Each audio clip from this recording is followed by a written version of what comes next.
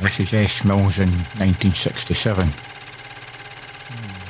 Mill was still in operation then, obviously, as you can see there. This was just one of the wee engines they had for shunting about within the mill itself, you know.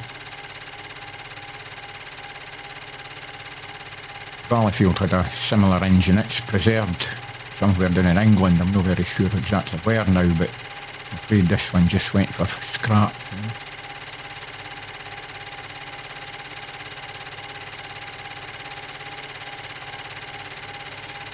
That's the site of Eskmill. That's the chimney that was scheduled for demolition. That's Valleyfield's chimney in the background, still smoking away there. I think the mill closed in 1969, but I'm not terribly sure. And the actual demolition of the chimney would be a year or so after, obviously.